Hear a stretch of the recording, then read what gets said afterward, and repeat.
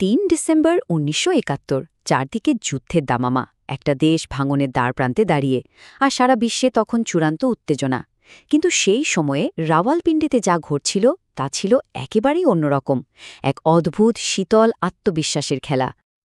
ভাবুন একবার দৃশ্যটা, পাকিস্তানের প্রেসিডেন্ট আর সেনাপ্রধান জেনারেল ইয়াহিয়া খান একদম ঝকঝকে সামরিক পোশাকে প্রেসিডেন্টের বাসভবন থেকে বের হচ্ছেন।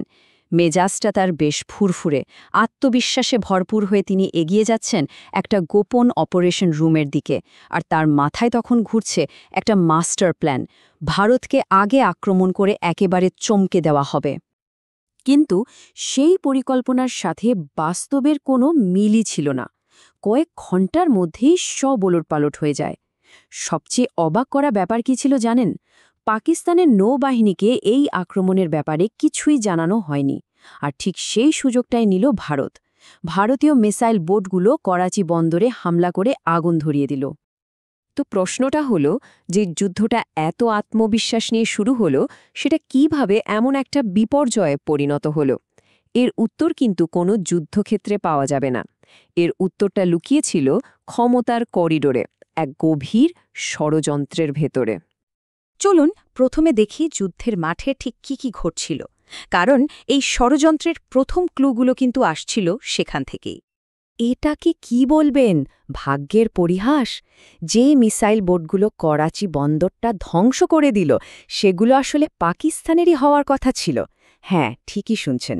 ১৯৬৯ সালে ইয়াহিয়া খান সোভিয়েত ইউনিয়নের সাথে সেই চুক্তিটা বাতিল করে দেন।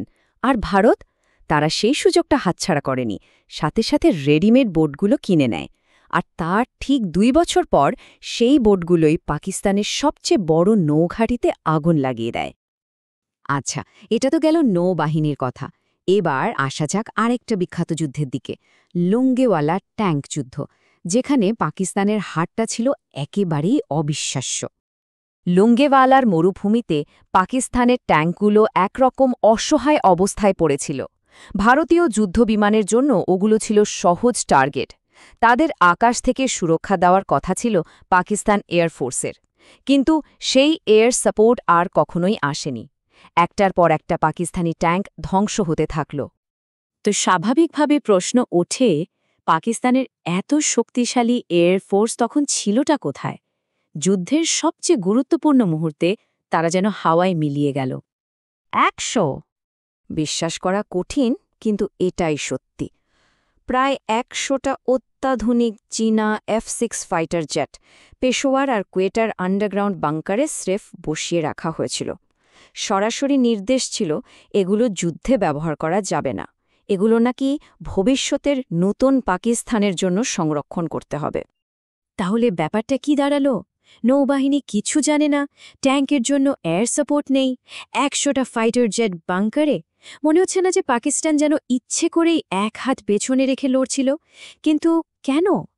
এই কেনর উত্তরটা পেতেই আমাদের ফিরে যেতে হবে যুদ্ধের ঠিক কয়েক সপ্তাহ আগের একটা ঘটনায়। আর এই কেনর উত্তরটাই লুকিয়ে আছে একটা গোপন চুক্তির মধ্যে, যেটার শুরু হয়েছিল চীনে।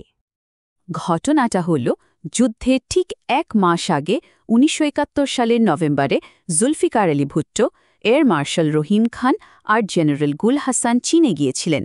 উদ্দেশ্য ছিল সামরিক সাহায্য চাওয়া। আর ৩ ডিসেম্বর ইয়াহিয়া খান এই বিশ্বাস নিয়েই যুদ্ধটা শুরু করেন যে চীন তার পাশে আছে। কিন্তু চীনে আসলে কি কথা হয়েছিল? চীনের প্রধানমন্ত্রী ছো এনলাই খুব পরিষ্কার করে বলে দিয়েছিলেন, দেখুন, পূর্ব পাকিস্তানের সমস্যাটা রাজনৈতিক। চীন এখানে সামরিকভাবে নাক গলাতে পারবে না, কারণ তাদের নিজেদের বর্ডারেই তখন সোভিয়েত সেনারা দাঁড়িয়ে। কিন্তু ভুট্টো, রহিম খান আর গুল হাসান পাকিস্তানে ফিরে এসে ইয়াহিয়া খানকে যা বললেন তা ছিল এক আস্ত মিথ্যা। তারা বললেন চীন নাকি সরাসরি সামরিক হস্তক্ষেপ করার প্রতিশ্রুতি দিয়েছে। ভাবা যায়? এই একটা মিথ্যার ওপর ভিত্তি করেই কিন্তু ইয়াহিয়া খান পুরো যুদ্ধের ছকটা সাজিয়েছিলেন। আর এই বিশ্বাসঘাতকতার সবচেয়ে বড় প্রমাণ, সেটা এসেছিল খোদ ষড়যন্ত্রকারীদের একজনের মুখ থেকেই। যুদ্ধের পর এয়ার মার্শাল রহিম খান প্রায় কাঁদতে কাঁদতে স্বীকার করেন, আমি আমার বন্ধু ইয়াহিয়ার সাথে বিশ্বাসঘাতকতা করেছি। কিন্তু প্রশ্নটা হলো কেন? নিজের দেশের প্রেসিডেন্টের সাথে নিজের সেনাবাহিনীর সাথে এত বড় একটা বিশ্বাসঘাতকতা কেন করা হলো? এর পেছনে ছিল এক নির্মম ঠান্ডা মাথার পরিকল্পনা। সেই চীন সফরের সময়ে জেনারেল গুল হাসান তার আসল উদ্দেশ্যটা পরিষ্কার করে দেন। তার চোখে পূর্ব পাকিস্তান ছিল একটা বোঝা, অর্থনৈতিকভাবে দুর্বল আর সামরিকভাবে যাকে রক্ষা করা প্রায় অসম্ভব, মানে একরকম বোঝা ঝেড়ে ফেলার মতো ব্যাপার।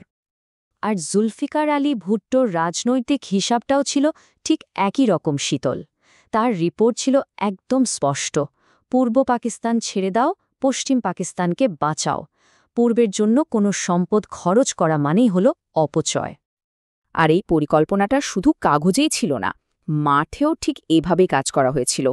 যেখানে পশ্চিম পাকিস্তানে আধুনিক ট্যাঙ্ক আর ফাইটার জেট মজুত রাখা হয়েছিল, সেখানে পূর্ব পাকিস্তানে পাঠানো হয়েছিল পুরনো, প্রায় খেলনার মতো দেখতে M24 ট্যাঙ্ক।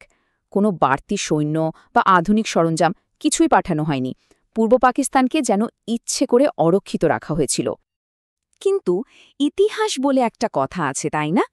এই বিশ্বাসঘাতকতার ফল কিন্তু কাউকেই ছাড়েনি। এর চড়া মূল্য প্রত্যেককেই দিতে হয়েছিল। ইয়াহিয়া খান তার শেষ জীবনটা কাটালেন গৃহবন্দী হয়ে। জুলফিকার আলী ভুট্টোকে তো ফাঁসিতেই ঝুলতে হলো। জেনারেল গুল হাসান মারা যান এক ভয়াবহ চর্মরোগে ভুগে। আর রহিম খান মারা যান বিদেশে। কেউই তাদের করা কাজের পরিণতি থেকে পালাতে পারেননি। কিন্তু এই সব কিছুর পেছনে, এই ত্যাগের পরিকল্পনার পেছনে আসল কারণটা কি ছিল? সেটা ছিল আরও ভয়াবহ। ঢাকার একজন মূল কমান্ডার, লেফটেন্যান্ট জেনারেল আরব্যাব, যুদ্ধ শেষে ঔদ্ধত্যের সাথে বলেছিলেন, খাটো কালো বাঙালিদের জন্য কেন লড়ব, তাদের প্রতি আমাদের কী দায়বদ্ধতা আছে। এই একটা কথাতে কিন্তু পুরো ছবিটা পরিষ্কার হয়ে যায়। এই বিশ্বাসঘাতকতার মূলে ছিল তীব্র বর্ণবিদ্বেষ আর ঔপনিবেশিক মানসিকতা। তাহলে সবশেষে প্রশ্নটা এটাই থেকে যায়, ১৯৭১-এর যুদ্ধটা কি শুধুই একটা সামরিক পরাজয় ছিল, নাকি এটা ছিল ভেতর থেকে সাজানো এক বেদনাদায়ক বিশ্বাসঘাতকতার শেষ অধ্যায়, যার চিত্রনাট্য লেখা হয়েছিল পাকিস্তানের ক্ষমতার কেন্দ্রবিন্দুতে? উত্তরটা হয়তো ইতিহাসের পাতায় স্পষ্টভাবে লেখা আছে।